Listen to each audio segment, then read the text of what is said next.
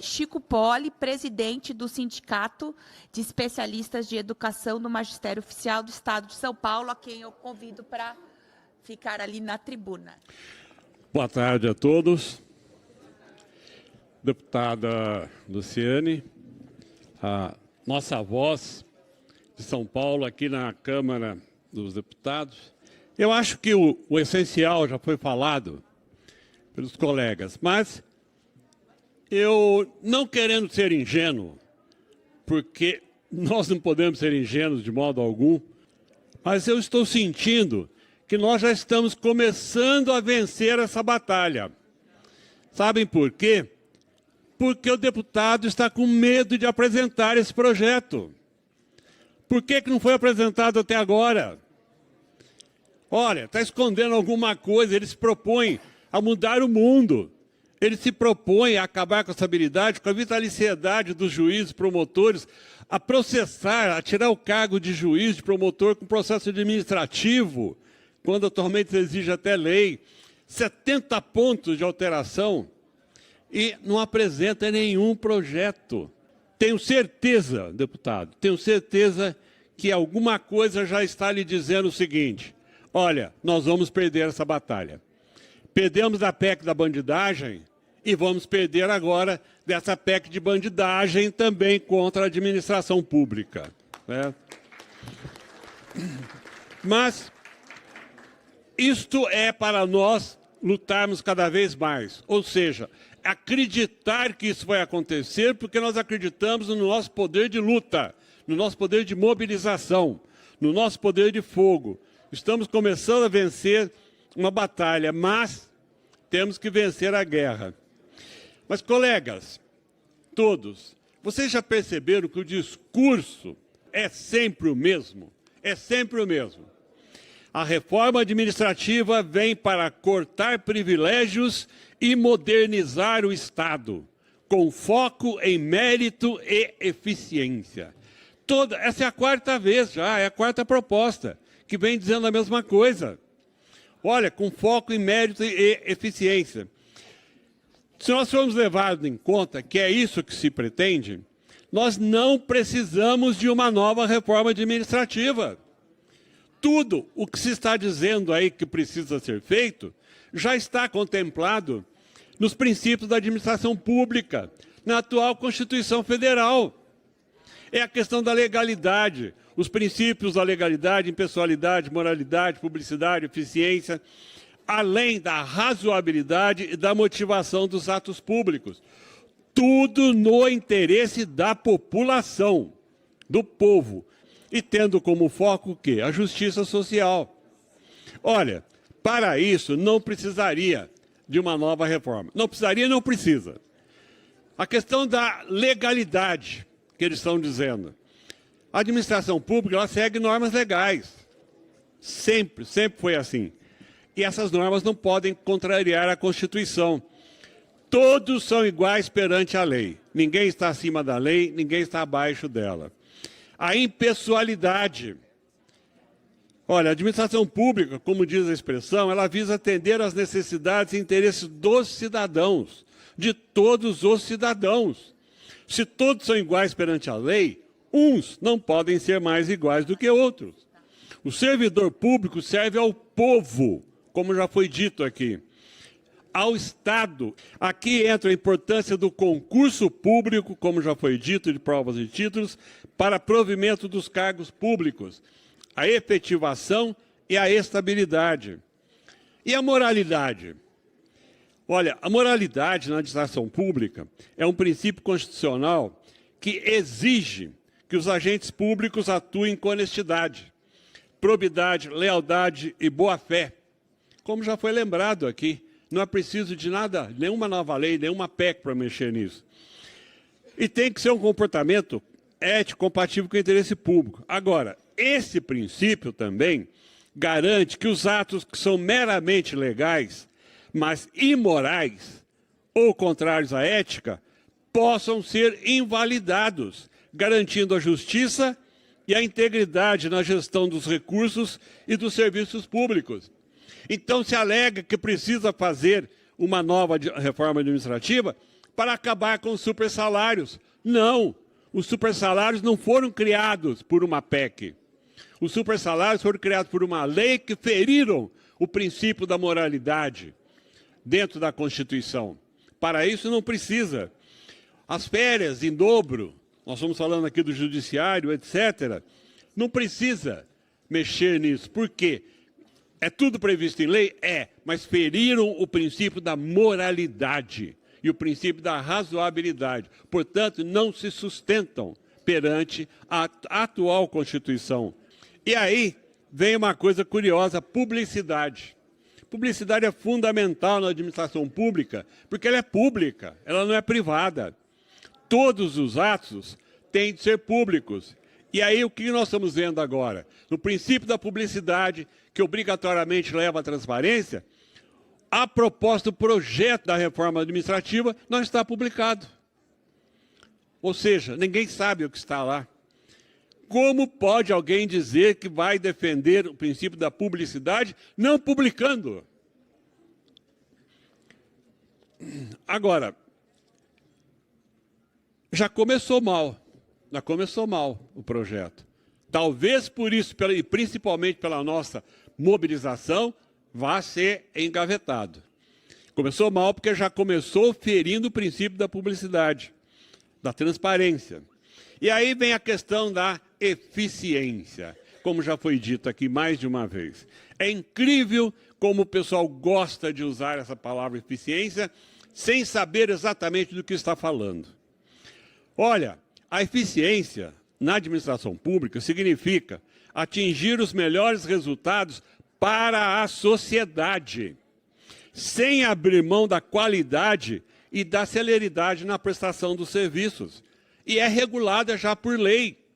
Quando o deputado disse aqui muito bem, que fala, olha, não pode ter estabilidade porque o servidor não faz nada, não trabalha, não sei o quê, se não quiser. Tem aqui a Lei 8.207, a qual se referiu, de 1990, dizendo exatamente sobre normas de conduta dos servidores públicos civis da União, das autarquias e das fundações públicas. Está tudo aqui. Até as penalidades. Então, precisa de uma nova reforma administrativa para isso? Não, de modo algum. Mas essa linha da eficiência, muito bem disse a deputada Luciene, ela vem com a seguinte proposta, que é o que está publicado por aí, né? Deverá haver um bônus para metas de produtividade atingidas. Um bônus para metas de produtividade atingidas. Essa expressão metas de produtividade, ela é totalmente inadequada. Bônus, atingimento de metas, não combinam com a administração pública e são fontes de fraude e desvios de função. Parece que esse pessoal tem mania de se inspirar nos Estados Unidos, na suposta produtividade da iniciativa privada, que visa lucro, para proporem metas e bônus. O que o serviço público deve aprender com a iniciativa privada é que essas duas áreas são absolutamente incompatíveis. Não tem nada uma coisa a ver com a outra. O serviço público visa prestar serviço à população. Iniciativa privada visa lucro. Visa lucro. E outra coisa, os Estados Unidos não são parâmetro nem para essa mentalidade capitalista mais deturpada. Basta ver o número de pobres que tem no país mais rico do mundo, basta ver como são os serviços públicos lá. A saúde pública não existe. O país mais rico do mundo não existe.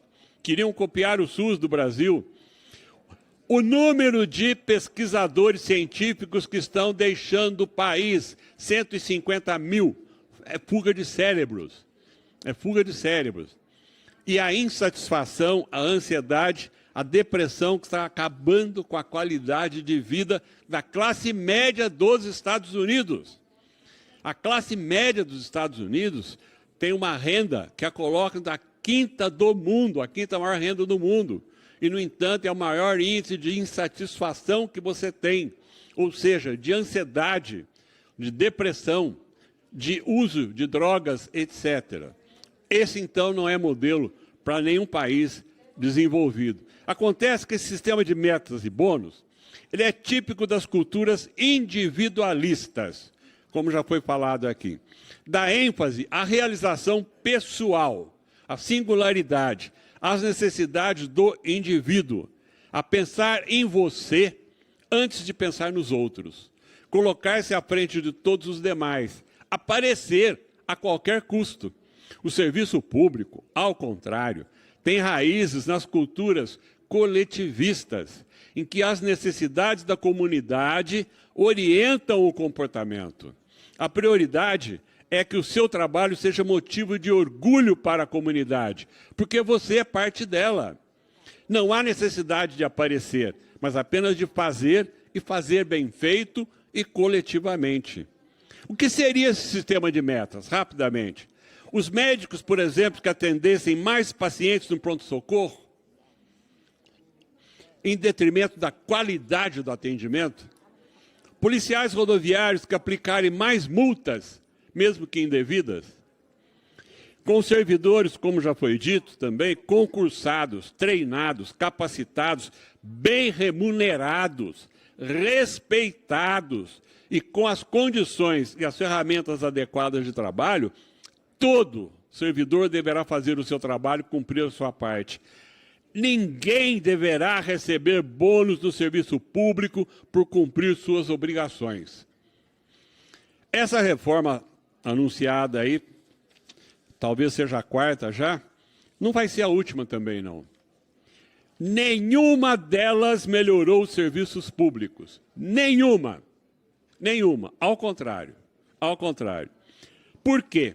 Porque não se pensa numa coisa básica, nas desigualdades que existem nesse país. Como já foi dito, um dos países mais desiguais do mundo. Essa é uma dimensão que é esquecida nas reformas administrativas. Também, reformas administrativas em contexto de crise fiscal e visando reduzir os custos da máquina pública, nunca atende às reais necessidades da população. Se o objetivo é o equilíbrio fiscal, então que se comece, por exemplo, pela redução da renúncia fiscal da União, calculada em cerca de 800 bilhões de reais só para esse ano. É necessário eliminar privilégios? Todos nós concordamos com isso. É necessário eliminar privilégios, sim. Mas é fundamental manter prerrogativas no serviço público. Há uma diferença muito grande entre uma coisa e outra. Servidor público não tem privilégios, tem prerrogativas de cargo e de função. E, para concluir, a estabilidade, que já foi falado aqui, ela que nasce de concursos públicos, nasce dos estágios probatórios. Não é um privilégio, mas é uma garantia contra demissões arbitrárias, assegurando a continuidade da prestação dos serviços públicos e a imparcialidade, sem que haja pressões políticas ou influências externas. É evitar o fisiologismo, o compadrio e o uso político dos cargos públicos. Repetindo e reforçando, não precisamos de uma nova reforma administrativa.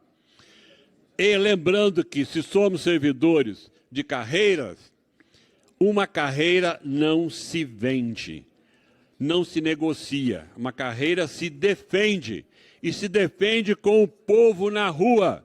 E como foi sugerido aqui, com uma campanha nacional unificada. É isso que esperam de nós.